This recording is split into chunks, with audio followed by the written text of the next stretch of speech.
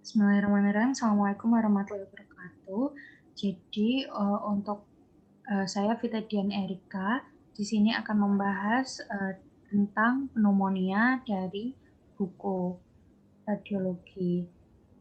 Next.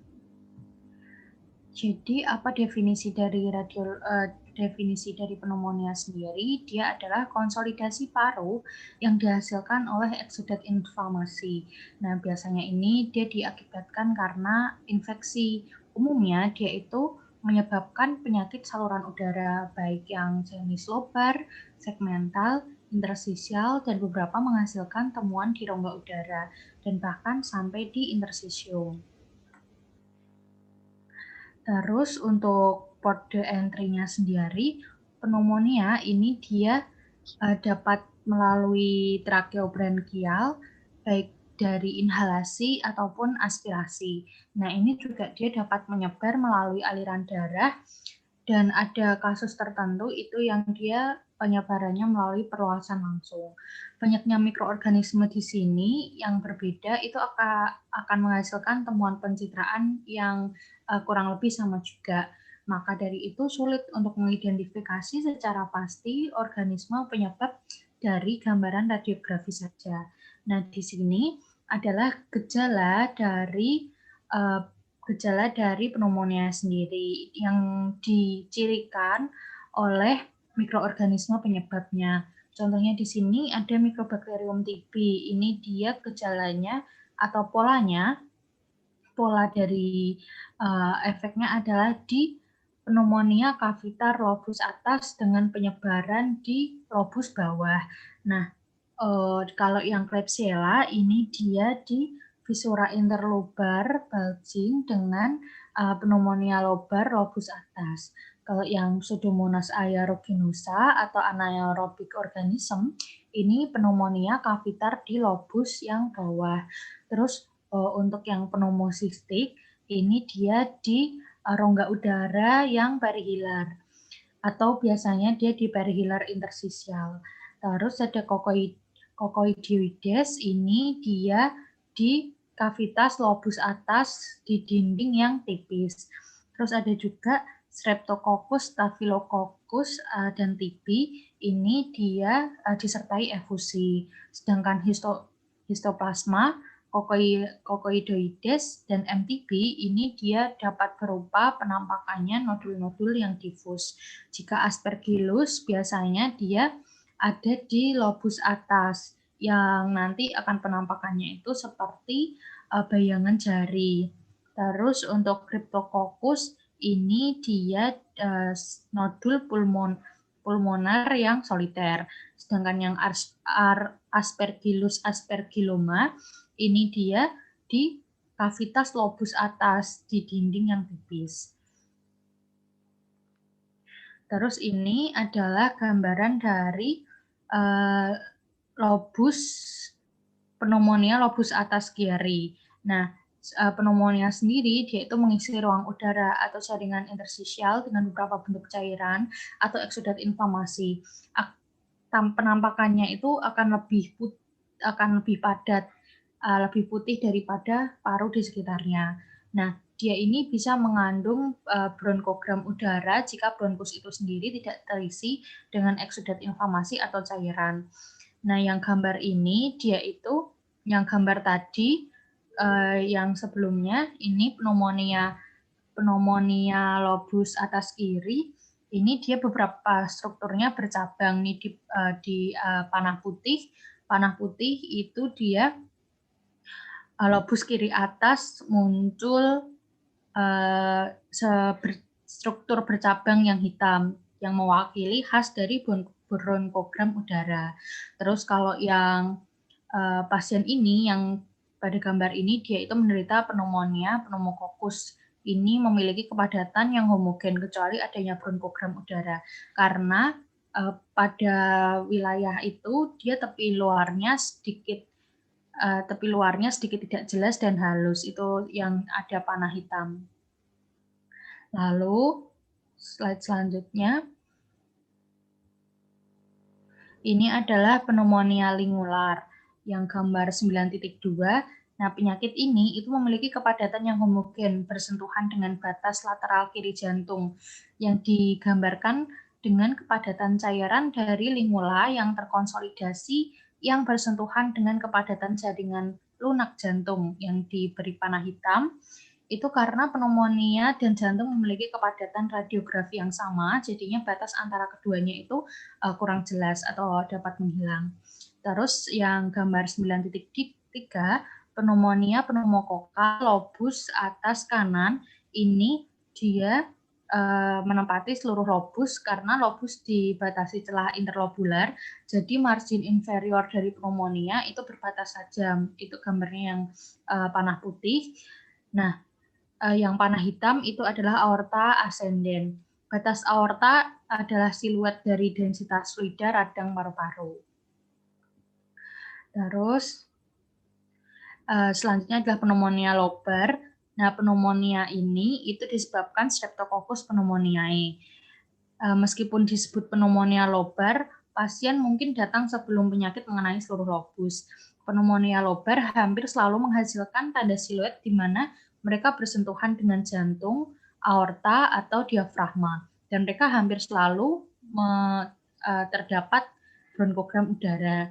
Nah, ini adalah pola dari pneumonia, yakni ada lobar, segmental, interstisial, round, dan kavitar.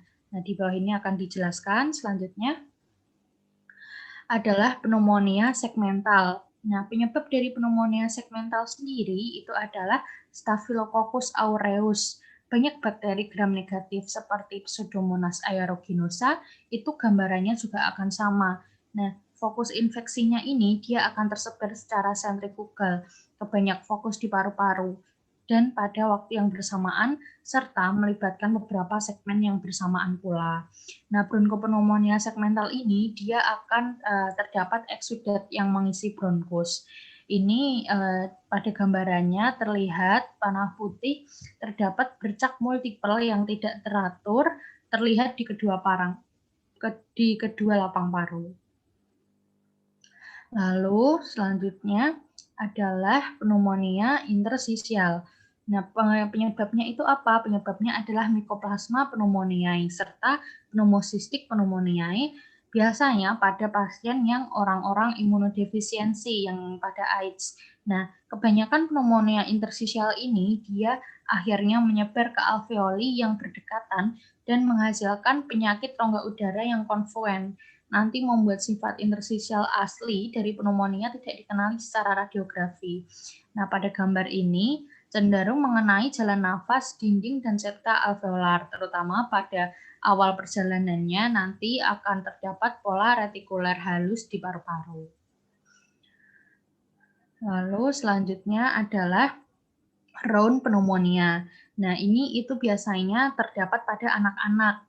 Kenapa namanya round? Karena berbentuk bola pada fokus toraknya, pada fototoraks. Nah, hampir selalu di posterior paru-paru lokasinya. Biasanya dalam lobus yang lebih rendah. Untuk penyebabnya sendiri, itu bisa disebabkan Haemophilus influenza, Streptococcus, dan Pneumococcus. Pada gambar ini didapatkan pada anak yang berusia 2 tahun, dia sebelumnya menderita batuk dan demam. Ini terjadi jarang setelah usia 12 tahun, sehingga diagnosis banding lebih memilih pneumonia pada seseorang di usia ini. Nah, ini bisa disalahartikan sebagai masa tumor, kecuali gejalanya itu berhubungan dengan infeksi. Biasanya menyertai temuan paru dan tumor jarang terjadi juga pada anak-anak. Dan ini terdapat kepadatan jaringan lunak itu yang panah putih di bagian tengah lapangan paru yang berbentuk bulat. Lalu selanjutnya adalah pneumonia interstisial. Apa penyebab dari pneumonia interstisial? Yaitu adalah Mycobacterium tuberculosis atau TB.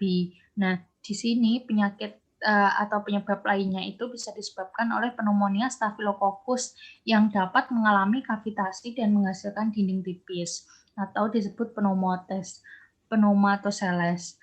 Nah, pada gambar CT scan di samping ini, gambar CT aksial yang tidak sempurna melalui lobus atas menunjukkan adanya rongga udara bilateral itu yang mengandung beberapa celah yang mewakili rongga-rongga yang terdapat pada panah putik bertitik. Terus rongga tidak mengandung tingkat udara. Pneumonia kavitas lobus atas diduga TB sampai terbukti sebaliknya. Jadi di sini dibuktikan sampai memang dia benar-benar itu penyebabnya adalah TB.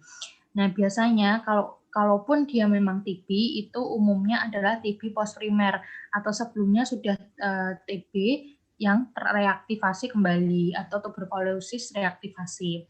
Nah, kavitas sering yang terjadi pada TB postprimer ini terjadi jarang di primer. Rongga biasanya terletak di lobus atas, bilateral, dan berdinding tipis, memiliki batas dalam yang halus dan tidak ada airfoot level. Untuk penyebaran transbronkial sendiri itu dari satu lobus atas ke lobus bawah yang berlawanan atau ke lobus lain di paru-paru yang sama. Nah, seharusnya ini terfikirkan adalah penyebabnya MTB. Selanjutnya adalah pneumonia aspirasi. Nah, pneumonia aspirasi ini dia disebabkan karena benda asing ke dalam atau benda asing yang masuk ke trankobronkial, antara lain gangguan neurologis seperti stroke, cedera otak, traumatis, perubahan status mental seperti anestesi, overdosis obat, terus gastroesophageal reflux, dan perubahan pasca operasi akibat operasi kepala dan leher. Nah, pada gambar ini didapatkan gambar CT scan secara aksial tunggal dari paru-paru yang menunjukkan rongga udara lobus bawah bilateral ini yang terdapat di panah pada pasien yang mengalami aspirasi. Terus untuk tiga pola dari akut aspirasi, itu yang pertama adalah aspirasi cairan lambung atau air. Nah, di sini dia netral. Secara teknis itu bukan pneumonia karena tidak melibatkan agen infeksi dan hanya menetap 1 atau 2 hari sebelum dibersihkan melalui resorpsi. Untuk selanjutnya adalah aspirasi yang menghasilkan pneumonia karena mikroorganisme di paru-paru. Nah, ini dia baru disebabkan oleh aspirasi organisme anaerobik, contohnya itu adalah Bacteroides. Terus yang selanjutnya ada aspirasi asam lambung yang tidak dinetralkan, atau nama lainnya adalah sindrom Mendelssohn. Penyakit ini mungkin muncul dengan cepat dalam beberapa jam setelah aspirasi. Nah, pembersihannya itu dapat memakan waktu berhari-hari atau lebih lama. Lalu selanjutnya adalah pneumonia lokal. Slide selanjutnya adalah pneumonia localizing, yaitu dapat memberikan petunjuk ke organisme penyebabnya. Jadi tadi yang slide sebelumnya kita sudah membahas dari pola lokasi dan penyebabnya.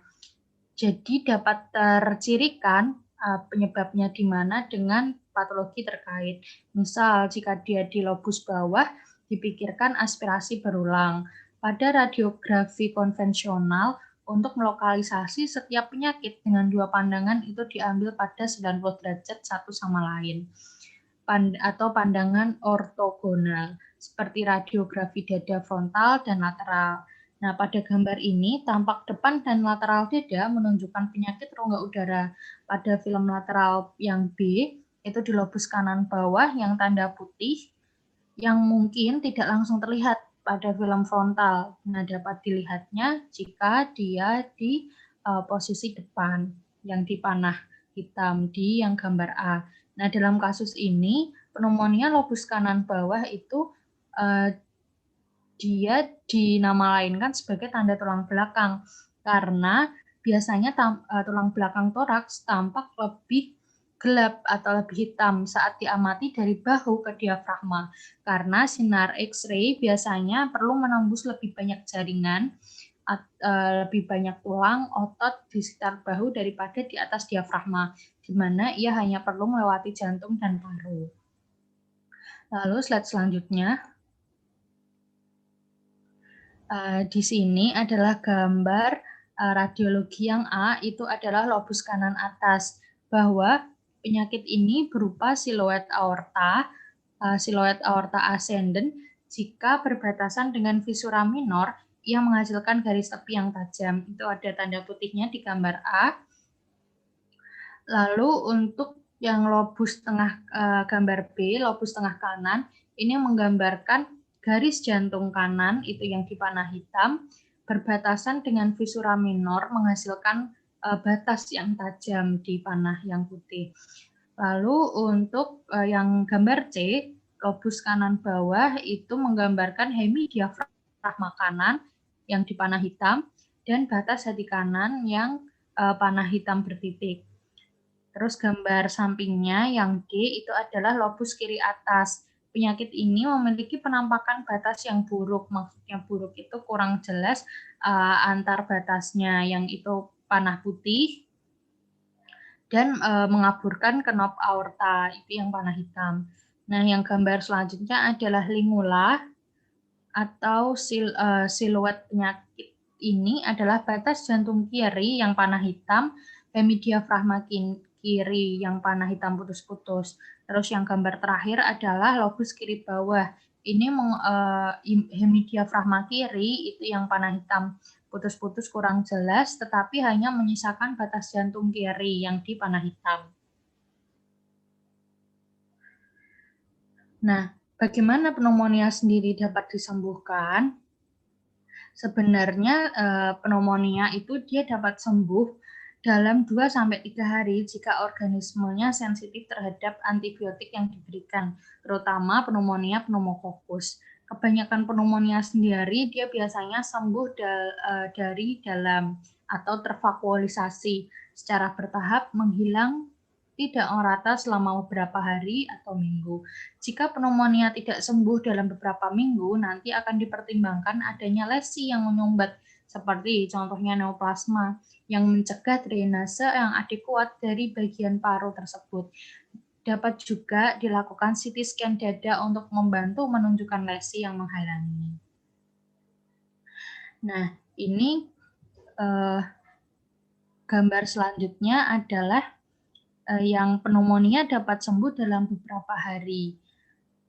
Yang A itu dia kebanyakan pneumonia yang ada di radiografi paru-paru kiri itu diambil 4 hari terpisah. Nah, yang B biasanya sembuh dari dalam atau tervakuolisasi sendiri secara bertahap, menghilang tidak merata selama beberapa hari atau minggu. Terima kasih. Terima kasih atas perhatiannya. Wassalamualaikum warahmatullahi wabarakatuh.